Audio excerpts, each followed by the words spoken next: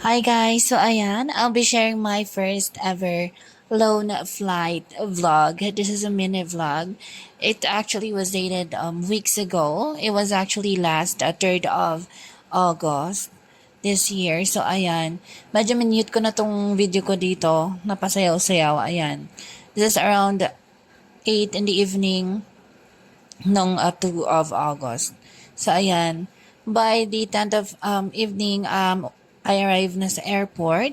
And then ayan, medyo runway tayo doon before tayo mag-proceed, papasok at mag-check-in. So ayan, medyo fast forward ko na para masama ko na lahat ng videos na take ko. Ayan, so pagpasensya niyo yung mukha ko at kung ano pinag-anek-anek ko dyan. Ayan, so ayan, tuwang-tuwa ang ate girl. Ayan na, ito na yung yan, during nasa plane na ako.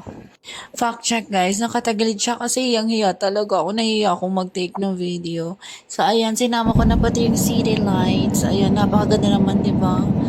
And then ayan, I arrived already on my destination. So ayan, medyo fast forward ulit para mabilisan na. Ayan, so ayan, ito na, medyo mukhang pagod lang ang ate mo. Ayan, ito na, palabas na to ng airport. Ayan, so medyo mahaba-habang lakaran lang, ano po. Ayan, kasi after this, kinuha ko na yung baggage ko to find my sundo. Oh, syalan, hindi nyo kaya, may sundo. Yung destination ko po pala is from Iloilo to Batangas, mga ate ko. Yan, fast forward po ulit tayo kasi hindi po talaga ako nakapag-video while on the sasakyan ako.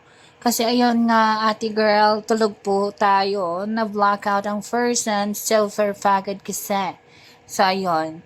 Ayan dito, konting clips lang nung nagliligpit na ako ng gamit ko. Para sabihin nung nagliligpit ako, no, Hoy, hindi po dapat makalat.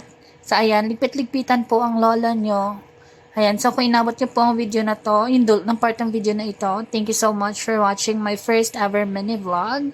So ayan, maraming salamat sa pagsama sa akin hanggang sa dulo ng aking video.